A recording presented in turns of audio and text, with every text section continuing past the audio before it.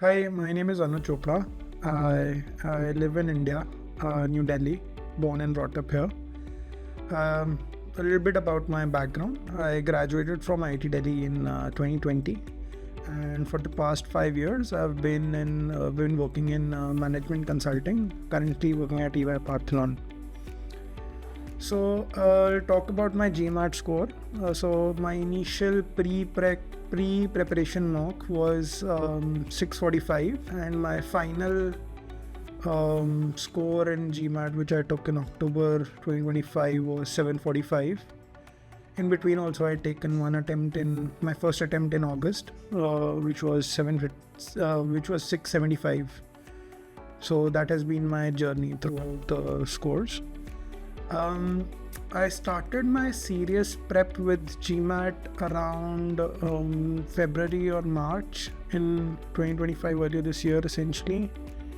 I'd say serious prep because initially I had started trying to do a DIY plan that is available on GMAT Lab. I tried that out, which had some LSAT related preparation sources for verbal, a lot of questions on Quant, but unfortunately with the full-time job and the quite demanding job, it was not possible for me to follow an unstructured approach and try to cover different sort of sources for different kinds of subjects. So that's when I had opted for a 6-month subscription with the TTP, and that's when my serious journey for preparation started. Talking a bit about my how I discovered TTP was a few of my friends had recommended it for me, recommended it in general, and they were also planning to take the GMAT. The 5-day free trial, I actually took it a couple of times from different email IDs, but because of in the first attempt I was not able to properly review the course and everything. But when I actually tried the free trial, I really enjoyed the structure that it provided, and that is exactly what I was looking for. So that is when I opted for that 6-month package. Now, in hindsight, I'd break down my journey and as well as in general preparation for GMAT into 2 parts. Essentially, I'd break it down first into having accuracy, and second part being timing strategy or test taking strategy essentially. So where TTP really helped me was building that accuracy, having that conceptual accuracy, having the knowledge of the various types of questions, the various type of right answers, the various type of wrong answers. All of that was essentially 80 to 90% of the effort. So that is where TTP really helped me a lot. And by the end of my journey, if I include all the TTP related questions, so I had also bought the OG questions from GMAT's official website, and did 400-500 questions out of there. So across all of these questions, I had an untimed accuracy of above 90% and across all 3 sections, right? So that I believe is the most important piece or the building blocks to your final score in GMAT. Now, what I really liked about TTP was the depth of lessons, especially in verbal, right? So I come from an engineering background. My Quant was decently strong from the get-go, right? I think my initial mock Quant score was also somewhere around 86. So I was not very worried about that, but I wanted to work on the other 2 sections, which was the verbal section and DA section. Now, the reason, because my Quant was strong, I had also opted for the accelerated plan within the TTP preparation module.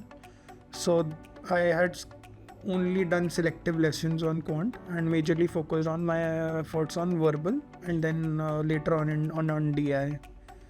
So my journey with TTP was also a little bit up and down in terms of the time I was able to allocate, because there were a lot of periods where my work was quite exhausting. So there were weeks where I had almost 0 hours, negligible hours contributing to preparation.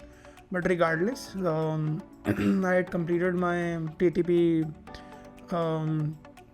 lessons and questions and gave my first post-prep mock, where I had scored a strong 715. So this gave me a confidence to at least take an official attempt in August. Unfortunately, I did not go exactly as planned. I had a 675, as I mentioned earlier, and within that my quant score was 87, verbal was 86, but DI I was at 77. And the problem there was that I had struggled badly with pacing. So I had spent around 20 to 25 minutes just on 4 or 5 questions. So I ended up I think after 12th question I had like 5, 6, 8 minutes left. So I ended up essentially guessing through the last 8 questions in DI. Out of that, 1 question I got right. But yeah, that was my journey on pacing with DI. That was a problem. When I stepped out of the exam, and I remember it very, very, very, very vividly. So I was, rather than feeling down, I was feeling excited about my next attempt. And the reason was, with such strong quant and verbal scores, and even in the DI section that I did attempt properly, I had a pretty decent score, accuracy I'd say. So the remaining effort of 20% was still to be made, which was on timing and test taking strategy. So I had taken essentially, yes, my partner and had helped me calm down and take a cooling period. So I also got some suggestions from a consultant for the GMAT and MBA application on take a cool down, aim for a higher score.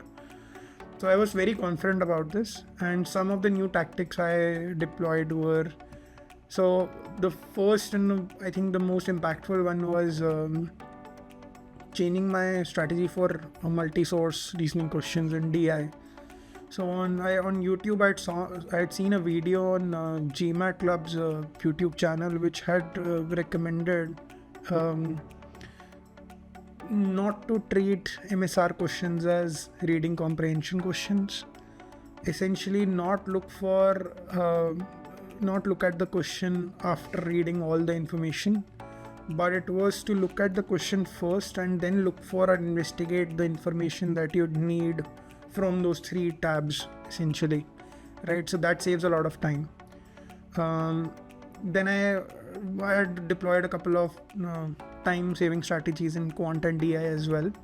So for example, in my actual paper, in my October attempt where I had scored 745, I faced 1 question in Quant which I got wrong essentially at the end of the day, which was on 4 equations, 4 variables, and I did not see any immediate solution to it or any immediate approach to it. So I had previously decided that I'll skip such questions where I can't see a solution possible fairly quickly, and then return to it later on. And that actually helped me answer all the remaining questions that I was able to attempt, right? So that was one, and there are certain questions around, the complex conditional questions, and there are 10 people, are sitting on a round table divided into 2 teams. This X person must be with Y person, etc. Those questions also I had decided that if I'm not seeing an immediately pathway to solution, then I'll skip and return back to it later. Third sort of major change that I had made was switch from going from my strongest to neutral to weakest section to neutral first, then strongest, and then weakest section. That actually helped me improve my accuracy in the last section and also relax my mind. So basically what happens if you do your strongest section in the middle is you get time to relax your mind. Your most of the questions I was able to do with muscle memory and not spend a lot of time thinking about how to approach certain questions. It was built in, right? I had enough practice with Quant from TTP from my early engineering days, engineering prep days, so that was not a problem. So that was my change in strategy, and I had given 4 mocks in between, 4 mock tests between August to October, between my first and second attempts. And across all the 4 mocks, my score was significantly higher.